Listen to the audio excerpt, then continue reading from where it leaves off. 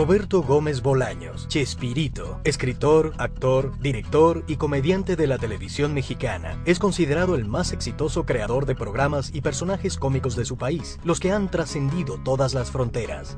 El Chavo es su más exitosa creación y lleva 40 años ininterrumpidos al aire, conquistando audiencias televisivas en más de 90 países y habiendo sido doblado a más de 50 idiomas. Otra de sus creaciones, El Chapulín Colorado, se convirtió en un icono que desplazó de las pantallas latinoamericanas a los superhéroes de la cultura norteamericana. Creo que él ha trascendido. Una de sus grandes fuerzas ha sido quizá el crear todas esas frases que le dieron personalidad y que le dieron características y que lo hacen inolvidable. Creador de un humor universal sin fronteras, triunfador en el cine y el teatro, donde obtuvo récords de taquilla. En la radio y la televisión, sus programas alcanzaron los más altos niveles de audiencia. Él demostró que se puede hacer una televisión, un espectáculo sano, exitoso. Roberto Gómez Bolaños, un hombre que triunfó como artista y como ser humano, cuyo mayor reconocimiento es la respuesta y cariño de millones de personas en todo el mundo que idolatran sus programas y sus personajes, y de su familia, quien lo admira y respeta como hombre. Yo pienso que tiene un contenido sociológico que no ha sido visto así por las clases intelectuales. Roberto Gómez Bolaños es el segundo hijo de una familia de clase media, nacido el 21 de febrero de 1929 en la Ciudad de México. Mi característica principal fue el miedo siempre, de niño. Recuerdo que me daba miedo asomarme abajo de las camas, como que estaba algún diablo o algo así. Y de jovencillo peor, entonces por eso era yo peleonero, pero por miedo. El padre de Roberto era Francisco Gómez Linares, un hombre talentoso, aficionado a la pintura, al teatro, la música y la declamación. Un pintor que llegó a ser un prestigioso ilustrador y retratista. Él hacía las ilustraciones del Universal Ilustrado.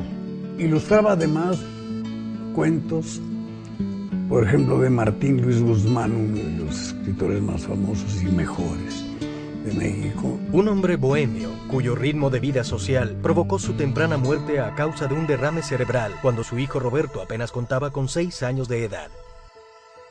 Porque tomaba y había muchas mujeres guapas. La bebida incluía el ajenjo y algunas cosas tan fuertes como eso.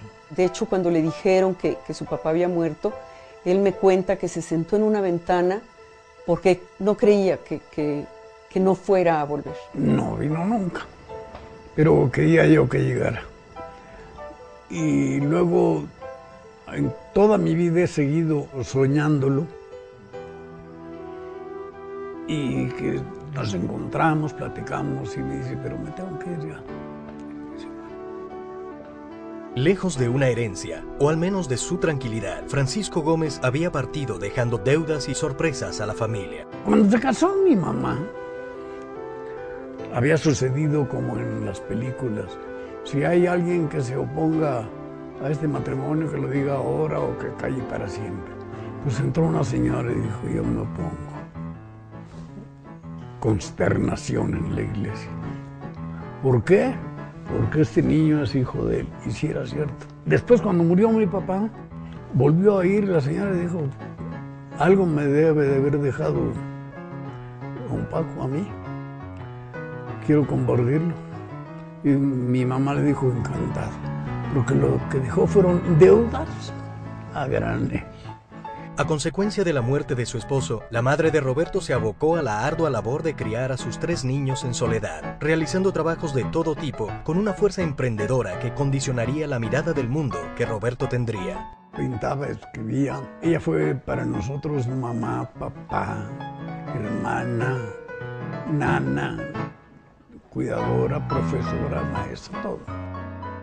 La corta estatura de Roberto y el entrañable miedo que luego reproduciría en muchos de los personajes interpretados por él, llevaban a Roberto a liarse a golpes desde muy pequeño y vencer a niños más grandes. Su habilidad para los puños lo llevaron a practicar el boxeo, actividad que realizó durante años a escondidas de su madre. En la preparatoria fui subcampeón el primer año y campeón el segundo.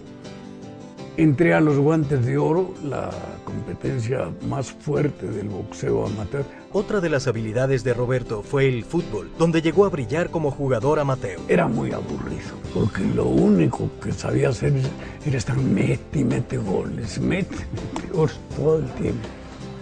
Él fue un gran jugador de fútbol. Yo creo que podría haber sido profesional si hubiera tenido la corpulencia correspondiente, pero no era muy finito de estatura y de complexión. La ventaja en el fútbol es para el bajo, porque el juego es a ras del suelo y están más cerca. Ya en la adolescencia, su carisma, su natural destreza física y las múltiples artes en las que ya se involucraba, como la música, la pintura y la escritura, lo llevaron inmediatamente a convertirse en líder de una pandilla de barrio en el México de los 40. Arranqué la placa, que eran azules con letras blancas, la pinté toda de azul y puse calle de Roberto Gómez. Y duró algún tiempo allí, llegaba alguna persona y nos decía, por ejemplo, ¿dónde está la calle de Nicolás San Juan? Mire, se va aquí por todo Roberto Gómez y 3 cuadras para allá. ¿Por dónde? Ah, se llamaba de otro modo. Sí, pero ya ve que le andan cambiando nombres a todo. Desde su juventud era el que escribía las canciones para conquistar a las chamacas y el que escribía los sketches de sus amigos que hacían un festival de la colonia. Y él era el genio que hacía esto y le gustaba ese reconocimiento. Su popularidad en el barrio lo había hecho famoso entre las jóvenes, quienes lo solicitaban recurrentemente. Lo conocí en una fiesta que me llevó un primo mío de los Aracuanes. Él era el que tocaba las maracas en el son de los Aracuanes. Entonces él me dijo, ¿quieres bailar? Uy, casi me desmayo. Me estaba sacando a bailar Roberto Gómez. Algunas se les llamaba las aracuanas también, porque eran desde esa época en que andaban noviando y saliendo con nosotros. Y yo era la novia de Roberto Gómez. Eso me hacía muy... No, me agrandaba a mí. Y al agrandarme yo, se agrandaba él. Al momento de elegir una carrera profesional, la destreza para el dibujo y la facilidad para la matemática llevaron al joven Roberto a decidirse por la ingeniería. Él había tenido un tío que quiso mucho, que era ingeniero, y que tenía un torno en su casa. Entonces con este torno hacía juguetes. Y mi papá se imaginó que ser ingeniero era hacer juguetes, ¿no? Y yo decía que le ayudaba, lo que hacía era pasarle la pinza, la tuerca, lo que necesitara, ¿no? Sin embargo, sus bajas calificaciones y un trabajo en el que comenzaba a vislumbrar el monótono futuro de su profesión lo llevaron a replantearse su carrera. Una mañana, un anuncio en el periódico captó su atención. Solicitaban aprendices para trabajar en radio y televisión. Esa misma mañana, Roberto acudía a la agencia de publicidad Darcy para encontrar una fila muy larga, donde estaban formados todos aquellos que aspiraban al puesto de productor. Pero la más cortita era la de escritoria y se formó, y se la dieron de escritor de comerciales. El gerente me dijo, ¿cómo anda de rápido para escribir una máquina? Le dije, pues la verdad, los 2 últimos años no he tocado una máquina. Bueno, no importa. Eran los 2 últimos ni todos los anteriores, nunca había tocado una máquina. El trabajo de la agencia fascinó al joven Roberto. Allí se produjo una revelación para él que iría develando en los años siguientes: la contundencia del lenguaje publicitario y el potencial de la utilización de las frases cortas y repetitivas para el impacto masivo. Y así empecé yo a trabajar en eso y me fascinó. Y cuando dije, esto sí lo quiero hacer, es cuando, como dije hace rato, me puse a superar todo, a saber escribir realmente. Escribía hasta 12 horas al día. Escribía mucho. Su sillón quedaba justo frente a la puerta y la puerta tenía de estas cerraduras grandes, viejas, por las que te podías asomar. Y mis hermanos y yo nos peleábamos por poderlo espiar, porque era delicioso verlo pensar cómo iba a escribir, qué iba a hacer. Todo estaba perfectamente planeado. En los carteles o en los jingles que componía, Roberto se distinguía por su peculiar e intrépido sentido del humor. Poco después, su jefe lo asignaba para escribir sus primeros libretos para la radio. Me dijeron, ¿podría escribir algo para Viruta y Capulina? Y yo pregunté quiénes son esas señoras. Me sonaba Viruta y Capulina, las mujeres. No, son unos actores, están en la W, en la XW, la estación. Fui a verlos y después de eso empecé a escribirles a todos los comediantes. Sin conocerlos personalmente, el joven Gómez Bolaños escribió su primer libreto. El impacto fue inmediato. El programa de radio era de 15 minutos. Empecé a escribirlo y antes de un mes dijeron, no, hay que aumentarlo a media hora. Lo aumentaron a media hora, primer lugar en radio. Viendo el potencial de la combinación de la escritura de Roberto Gómez Bolaños y el carisma de la dupla cómica, la marca patrocinadora se propuso reproducir el mismo esquema en el medio naciente, la televisión. Este sería el trampolín que impulsaría a Roberto hacia la fama y lo llevaría a descubrir otro de sus múltiples talentos, la actuación. Roberto Gómez Bolaños había alcanzado la fama como escritor para los programas de radio de Viruta y Capulina. Y ahora, llegando al medio televisivo, se abrirían nuevas posibilidades y también nuevos retos. Más acción que palabras. Porque la televisión es como el cine, más visual, ¿no? Y lo logramos. Este novedoso formato, cómicos y canciones, disparó la imagen del dúo, iniciando una sociedad entre los actores y el escritor que llevaría a Viruta y Capulina a la cima de la fama de los años 50 en México. Estaba muy metido en lo que era el trabajo. Estaba muy preocupado en qué tenía que ganar. No quería millones, por lo menos eso me decía a mí. Vivíamos muy discretamente. Yo tenía un sueldo pequeñísimo. Pero tampoco lo resentíamos demasiado. En un departamento muy pequeñito. El amor que unía a Roberto y Graciela pronto dio sus frutos. 5 mujeres y un varón alegrarían la nueva casa donde Roberto descubriría otro de sus matices, el arte de ser un cariñoso papá. Mi papá participaba mucho, nos hacía reír también mucho, jugábamos, nos explicaba muchas cosas. No había nunca un castigo, un regaño. Te preguntaba, ¿tú crees que es correcto lo que hiciste? ¿Te parece que esto es bueno? Y eso te movía más que cualquier otra cosa. Mi papá el Día de Muertos abría la puerta de la casa, ponían una fogata en el jardín, compraban salchichas y malvaviscos y todos los vecinos entraban con nosotros a jugar. Somos familia muégano, que a todos lados vamos juntos y con cualquier pretexto festejamos, nos juntamos. Tocaba la guitarra y cantaba con nosotros, hacía como sesiones de cantar y de tocar la guitarra. Me pedía que yo hiciera segunda y nos poníamos a cantar horas y horas y horas. Podía llamarte y decirte, me equivoqué, tenías razón, estaba mal. Pedirte perdón. Yo no oía nunca a una de mis compañeras que dijera que su papá le había pedido perdón. Lo veo como un sabio que nos ha sabido conducir por la vida a los hermanos que somos muy diferentes en muchos aspectos y es parte de su sabiduría, ¿no? Mi infancia en realidad transcurrió en los programas de Viruta y Capulina que se hacían en vivo, lo que significaba escribir durante la semana, ensayar toda la mañana. Yo me acuerdo de haber ido al foro en donde se hacía el programa de Viruta y Capulina. Eran mi tío Capu y mi tío Viru, o sea, ¿no? Los sentíamos parte de la familia realmente. Cómicos y canciones fue un ámbito de exploración para el inquieto y creativo Roberto, donde su afán artístico se incrementó. Pronto sentiría la necesidad de la actuación. Comenzó entonces a interpretar pequeños papeles donde sobresalía por sus ágiles brincos y caídas, producto de la práctica deportiva. ¡Claro que sí! A usted, señor. Una magnífica oferta les traigo esta vez. Se trata de una sortija con brillante solitario de la mejor calidad. Se las puedo vender a ustedes. Ustedes se podrán fijar que tiene un brillante, 2 esmeraldas, una montura perfecta que ni en Kimberly de Nueva York se la podrán hacer. Si ustedes me... Por favor, señores, les estoy haciendo una oferta que ni ustedes mismos la podrán encontrar. Por favor, tengan la amabilidad de comprar. ¿Qué ventaja tiene usted con eso? Caballero, es de lo mejor que puede usted encontrar en cualquier parte. Yo les suplico a ustedes tengan la bondad de comprarme una sortijita que nada les va a costar, caballero. Yo se lo puedo vender a un precio ridículo, verdaderamente ridículo, y ustedes me podrán ofrecer por eso. Me costó trabajo, pero lo saqué. Que vino un comprador, pa' fuera. La primera vez que yo actué en un programa, ya tenía 29 años, y fue porque faltó un actor. Los programas eran en vivo, en directo, Y lo saqué y me dijeron, oye, lo hiciste muy bien, ¿por qué no haces más? Y seguía haciendo así papelitos.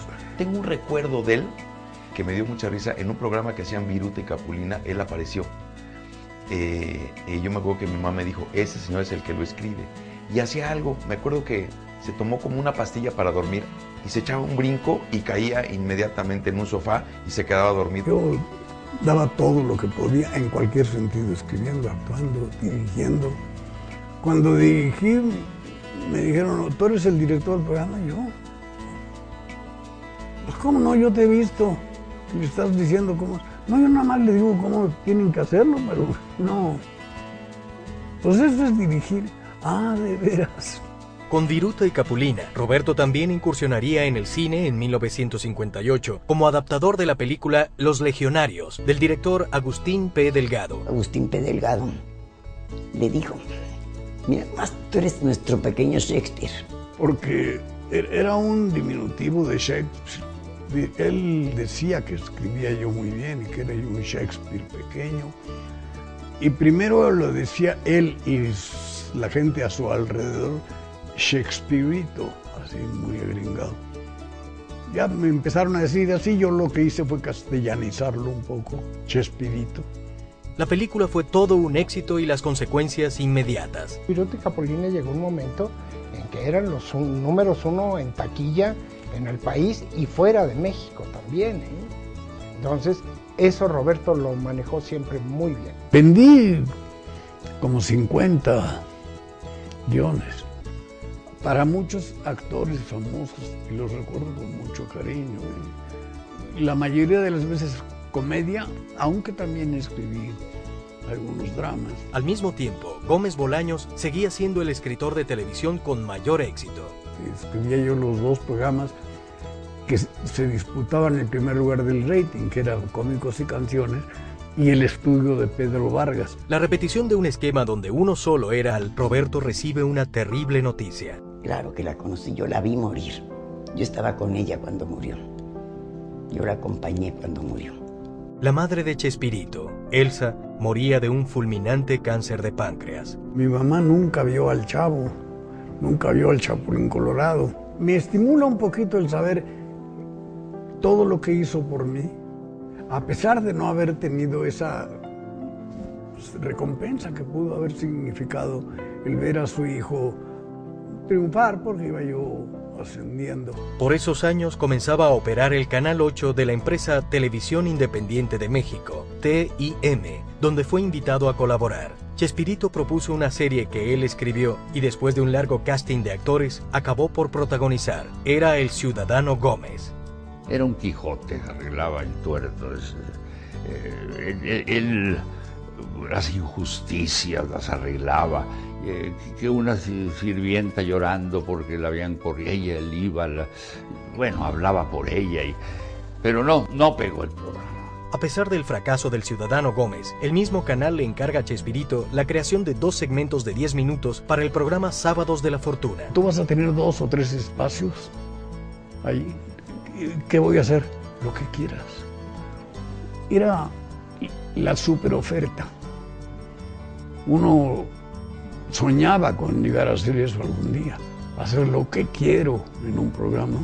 Eran chispazos, eran las chespirotadas. Llegaba yo con un tanque de gas, apenas podía, y en la otra mano una taza de café, y volteaba a cámara y decía, así es como me gusta el café, bien cargado.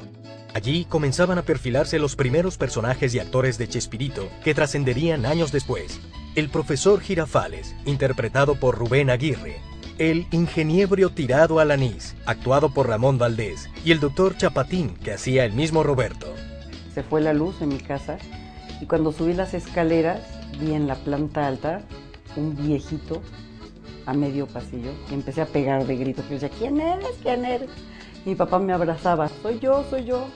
Estaba como probando su personaje del doctor Chapatín. Y a veces eran las 8:30 y no nos daban todavía, y nosotros ya sentados listos y los teléfonos sonando hasta que se dio cuenta el director general, el gerente, y dijo, a ver, vamos a hacer una cosa, quiten de allí a la mesa cuadrada y me le dan su propio espacio. El nuevo programa a cargo de Chespirito inició el lunes 14 de octubre de 1970 en horario estelar, a las 8 de la noche. Se llamó La Mesa Cuadrada.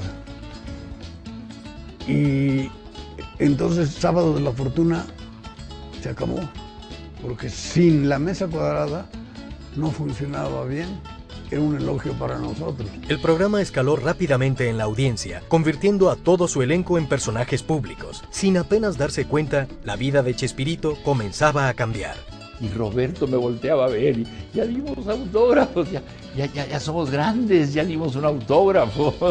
Sin saber que después se nos cansaba la mano de dar autógrafos. A pesar de la popularidad, Chespirito no se durmió en los laureles. Su creatividad era floreciente y estaba a punto de crear el personaje que lo catapultaría a la fama internacional. Tras los sucesivos éxitos en radio y televisión, Chespirito había obtenido su propio programa semanal. La necesidad de crear nuevos sketches lo impulsaría a idear el personaje que lo haría famoso en todo el mundo. Había ofrecido a un buen número de actores, de un buen número, 4 o 5 comediantes famosos o rumbo a la fama, y todos lo despreciaron, no les gustó.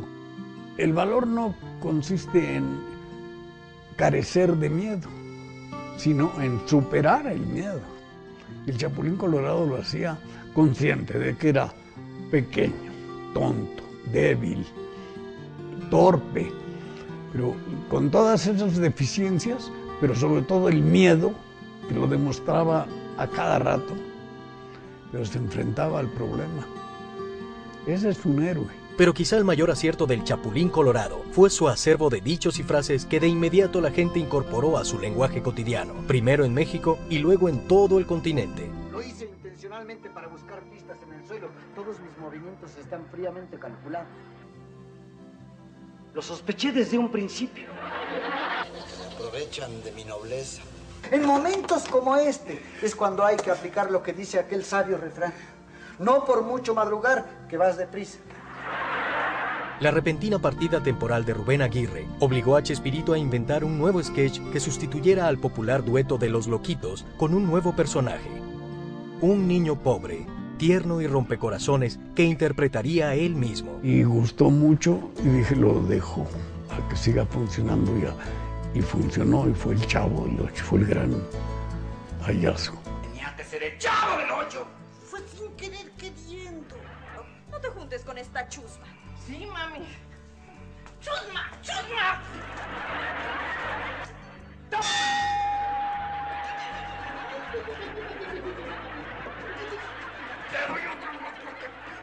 Sin proponérselo, Roberto Gómez Bolaños creó con El Chavo del Ocho un fenómeno de profundas raíces sociales que se extendió como reguero de pólvora por toda Latinoamérica. Y la gente en Brasil se imagina a Chávez, que así le dicen al Chavo, Chávez, como un niño de las favelas. Y vas a Perú y es el típico niño. Cada país ha asumido como propios porque es el típico niño con necesidades que puedes encontrar en las barriadas en Buenos Aires y que puedes encontrar en las barriadas en Tegucigalpa o en San Salvador. Pues la vecindad es el núcleo de una comunidad básica, ¿no? Y él aprovecha muy bien. Con El Chavo del Ocho, llamado así por el Canal 8 donde estaba al aire, Chespirito también logró una de sus principales propuestas en la comicidad televisiva, la retroalimentación de un grupo de actores, donde todos participaban en igual nivel, generando un impacto profundo sobre el espectador. Roberto nos daba juego parejo a todos. Por ejemplo, según el libreto, a veces el programa era todo de María Antonieta de las Nieves, a veces era todo de Ramón, a veces era mío. Todos participábamos por igual en la calidad de los chistes o de los diálogos que se tenían. El Chavo sin los demás no tiene el valor que lo tiene en conjunto. Y si tú analizas la estructura de un sketch o de un programa completo del Chavo, vas a ver que el Chavo tiene hasta cierta poca participación. Es un juego de equipo muy grande. Porque todo el elenco es totalmente distinto uno a otro. Entonces, yo era la pieza que le faltaba porque tenía a María Antonieta joven y bajita, a mí joven y más alta. Angelina es alta, pero madura. Piensa en los hombres igual. La escritura y la actuación comenzaban a ser insuficientes en el proceso creativo. La visión periférica de Roberto Gómez Bolaños del medio audiovisual pronto lo llevó a tener el control de sus producciones también como director. Él siempre fue enemigo del apuntador electrónico. Nunca tuvimos apuntador electrónico y eso hizo que el programa saliera más fresco, más natural. Otra de las cosas que aprendí con él es a no improvisar durante la marcha. Si algún chiste se nos ocurría a cualquiera de los del elenco, tenía que hacerse siempre durante el ensayo. El gesto con las manos, los ademanes, los inventé yo, porque yo quería señalar las estaturas de Chespirito y las mías. Sabías que la gente sigue diciendo que tú, que es de este tamaño, y yo, ¿estamos locos? Pero la improvisación tenía que cumplir 3 cosas primero.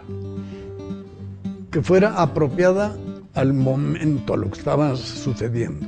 Que fuera apropiada al personaje y que fuera buena. Roberto tiene un instinto, conoce la televisión de una manera increíble, ¿verdad? Pero la conoce muy bien. Entonces al escenógrafo le entregaba prácticamente todo hecho, ¿no? Y en base a ese dibujo que él hacía, él en su casa hacía todo el trazo escénico. De manera que llegaba al estudio a grabar y ya traía todo absolutamente marcado.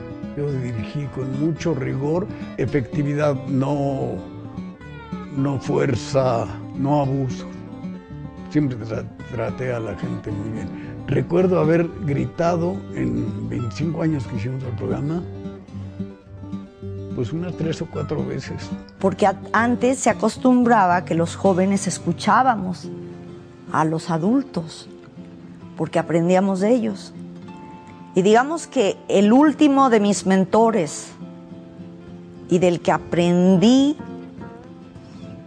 todo lo que él me permitió que aprendiera fue Roberto Gómez Bolaños. Como el padre cariñoso y cercano a su familia que siempre había sido, Chespirito podía observar las actitudes y juegos de sus hijos, los que fue imprimiendo y eternizando en la memoria del público a través de sus entrañables personajes. Por ejemplo, una de mis hijas brincoteaba como el Chavo, con nervios. Oye, papá, y luego que llegábamos y hacía así los pasitos. Ah, mira, sí, pues sí, justo las botellas y luego y todas las... para que... Todo lo hacía como muy intensamente corporalmente, entonces llegaba a pedir permiso para ir a la tienda a comprar algo y entonces tenía que brincar y así. Y entonces eso le llamaba la atención. Otra de mis hijas repetía algo que creo que lo hacían en su escuela. Cuando una cosa les daba molestia, dice, es que me da cosa. Y se lo puse al doctor Chapatín. Yo lo hacía de niña y entonces el Chapatín, por eso hacía así. Mi papá siempre fue muy cercano, no nada más a nosotros los hijos, sino a los sobrinos, a los jóvenes de la familia. Una vez me tocó que salió corriendo de grabar y llegó vestido del Chavo. Y sí fue choqueante bonito. Porque aunque pues yo sabía que mi papá era el Chavo, lo veía en la tele, ¿no? Pero ver entrar a la casa al Chavo, pues yo era una niña que era fanática del Chavo. Y fue así padrísimo, me acuerdo que sí, me emocioné mucho. La popularidad del programa comenzaba a inquietar a la competencia y Roberto es tentado a cambiarse de televisora. Emilio Azcárraga Milmo, dueño de Telesistema Mexicano, le ofrece una suma escandalosa. Y entonces dijo, no, espera, no puedo porque tengo un contrato vigente. Finalmente, Azcárraga no se vería obligado a esperar a que Chespirito cumpliera su contrato, pues Telesistema Mexicano y TIM se fusionaron para conformar la poderosa Televisa. Años después el señor Azcárraga le reconocía el no haber pateado quienes le habían dado la oportunidad importante. Me llamó la atención de varias cosas. Una de ellas, la principal de todas, era la enorme, pero enorme sinceridad que se le veía y que se le oía. Al hablar, al tratar con él, era un hombre muy... es el hombre más parejo que yo he conocido en toda mi vida. Pero de veras un hombre... Los programas de Chespirito pasarían en idéntico horario del Canal 8 al Canal 2, manteniendo su primer lugar en audiencia, y el Chavo perdería su apellido del 8. Este hecho fundamental abriría para Televisa el mercado internacional.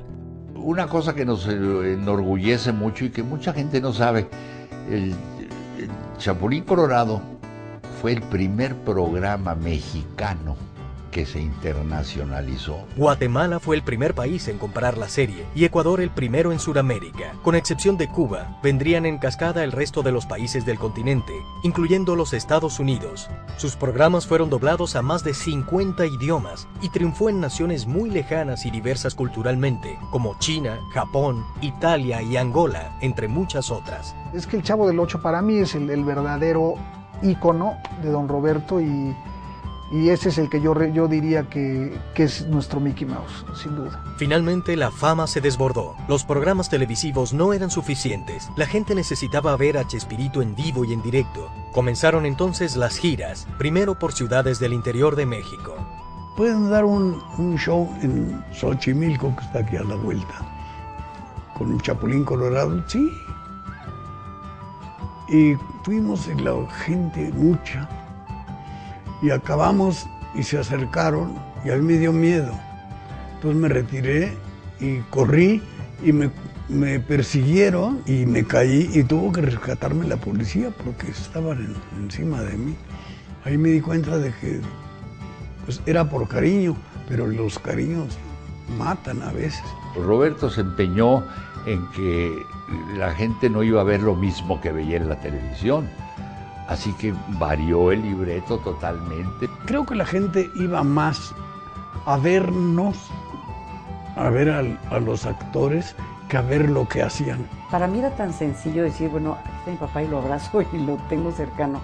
Yo no entendía por qué la gente se remolinaba de esa manera para acercarse a él. La creciente popularidad del programa en el extranjero llevó a las giras internacionales. Cuanto más hacia el sur del continente se extendían, más desbordantes eran las multitudes. Sin embargo, al tiempo que la fama llegaba a la vida de Chespirito, su matrimonio entraba en un franco declive. La vida de Roberto comenzaba a cambiar. Al tiempo que los viajes de trabajo lejos de la familia se hacían más frecuentes y prolongados, la difusión de sus programas lo había convertido en una figura pública, requerida en todos los países de Latinoamérica. Cuando le dije a un productor chileno, Valentín Pimstein, hoy me hablan de Chile, que vaya, debo ir. Me dice, no solo eso, dice, debes cuidarte porque va a ser increíble la multitud. Fue en un lugar de Centroamérica que rompieron el vidrio, tiraron el vidrio en el aeropuerto, el vidrio de la puerta a la hora que lo vieron salir a él. Ahí sí me asusté. El avión no podía aterrizar porque la gente invadió la pista. Estaban esperándonos con todo orden. Pero cuando dijeron, ahí vienen, que venía el avión, a los soldados que estaban, los hicieron a un lado y se metieron. El avión tuvo que volverse a elevar. Él se escondía.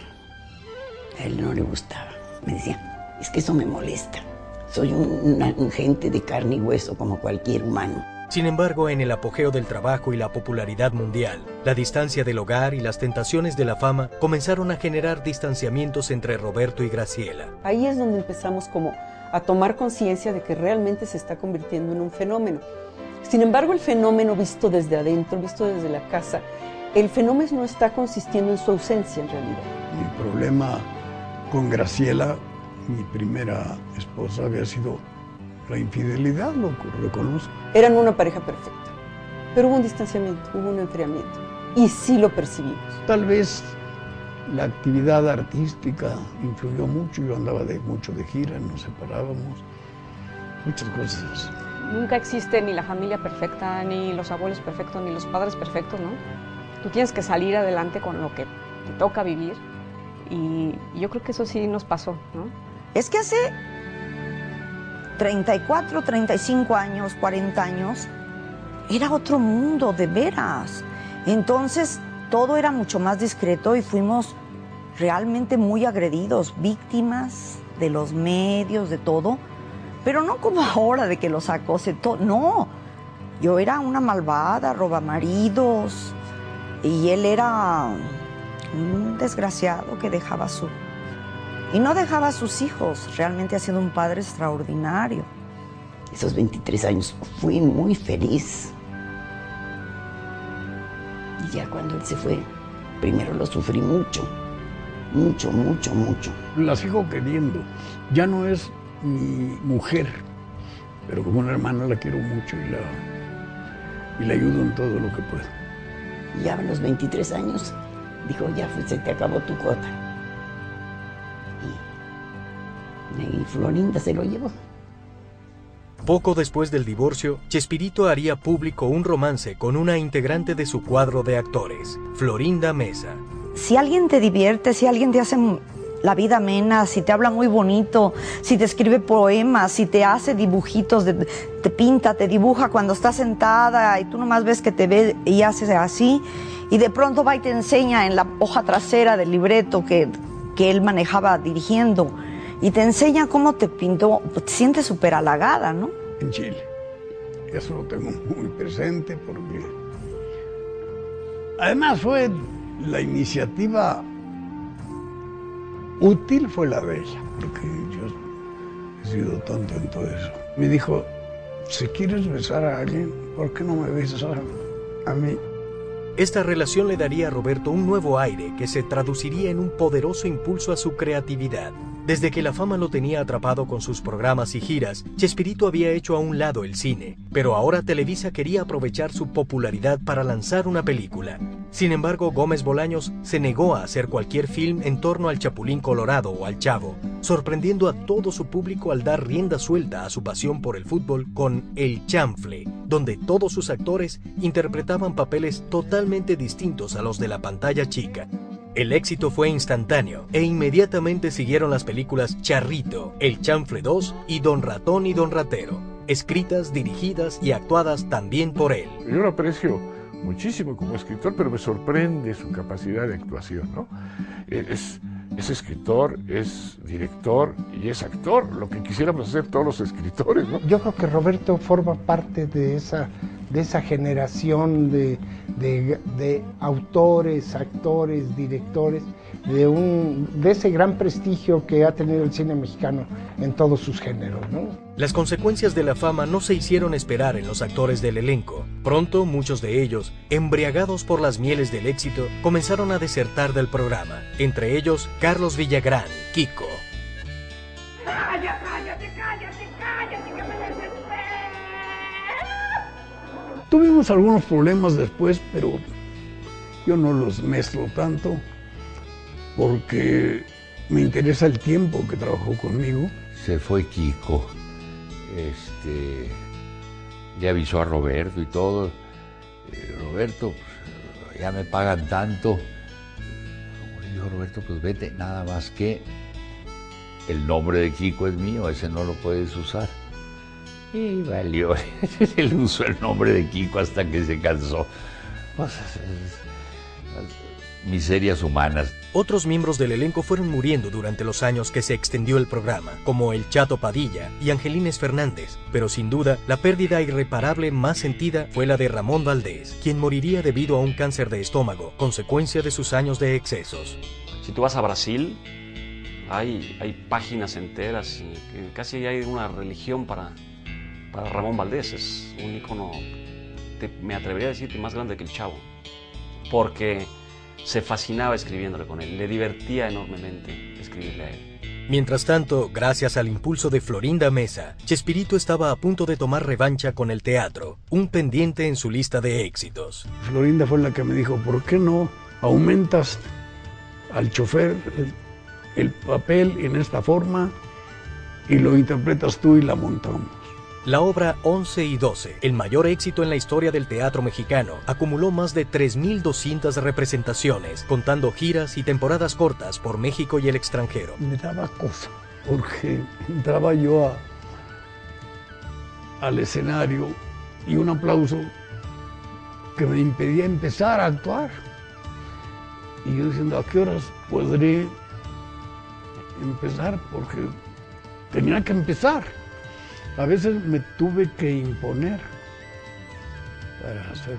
La obra 11 y 12 también sirvió a Chespirito como un decoroso barco de partida, donde permanecería visible para el público y la prensa ante el sorpresivo final de sus programas de televisión. Televisa, para sorpresa de todos, había tomado la decisión de cambiar el programa de su horario habitual. El sueño comenzaba a acabar para Chespirito. Dije, no, si no tengo mi horario especial, pues no. Y le dije a mi amigo, Emilio Escárraga mismo, dije, faltaban 10 o 12 días para cumplir 25 años. ¿Y por qué no me avisaste? Pues porque no me imaginé que fueran a hacerlo. Fue cuando nos hablaron de TV Azteca y de Miami, de Los Ángeles, nos hablaban en televisoras, pagándonos lo que fuera porque siguiéramos trabajando allá. Digo, Roberto, no, se acabó. Se acabó. Chespirito decidió dar por terminado el programa. En su opinión, El Chavo y el Chapulín Colorado debían descansar antes de que dieran lástima. A sus 66 años ya no le era posible hacer las mismas caídas y piruetas, además de que cada vez eran más notorias las ausencias de su elenco. Él se vio en pantalla y dijo, no debo hacer más del Chavo del Ocho. No debo hacer más uno. El Chapulín Colorado sí requería una franca habilidad física, que ya con los años empezaba a ser más difícil. Desde la venta internacional, 25 años antes, siempre han habido al menos 10 países donde se siguen proyectando las repeticiones del Chavo y del Chapulín Colorado, lo cual significa un récord mundial de 40 años ininterrumpidos de seguir al aire. Hay como una especie de vacío entre el 95 y el 2000, por lo menos en México, ¿no? Y empieza a volverse a transmitir el programa, empieza a haber repeticiones del programa, y del 2000 para acá empieza a haber una especie de auge en México y otra vez en Centro y Sudamérica. Hay un canal en Brasil que llegó a tener al aire al Chavo del Ocho 5 horas al día porque necesitaba tener éxito, entonces le habían caído los ratings, entonces metió el Chavo del Ocho 5 horas al día y levantó los ratings automáticamente. Además de grabar 3 discos con las voces de su elenco y canciones de su autoría, Chespirito ha escrito 3 libros. El legado de Chespirito es inmenso, su acervo creativo es de un hombre renacentista y aún así su mayor cosecha es la de la gente que ha cultivado en su entorno. Roberto es mi maestro, mi mentor, mi amigo. Es un cariño muy especial que le tengo. Y él me ha hecho la enorme distinción de compartir conmigo no solamente las cosas que sabe, que son muchas, sino también su familia y el encanto de haber trabajado con él durante todo este tiempo. Un creador incansable que aprovechó los últimos destellos de la radio, el nacimiento de la televisión y el auge del cine mexicano para hacer una comedia universal, un humor blanco y para todas las edades. Nuestros medios intelectuales que no quieren tener nada que ver o no querían tener nada que ver en ese tiempo con la televisión, al que Monsiváis llamaba la caja idiota, se perdieron de observar muchos programas como inteligentes como lo de Chespirito, ¿no? Que hay más profundidad de la que parece. Creo que para el público en general le deja la posibilidad de descubrir que en la vida se puede uno divertir con cosas muy simples, con cosas muy sencillas, que la gente puede estar en familia de una manera agradable, que puedes tener un referente que une a todo un continente. Siempre fue muy claro su deseo, muy clara su idea de que llegaba a muchos millones de personas y no quería hacer daño social. Y eso es invaluable en una persona.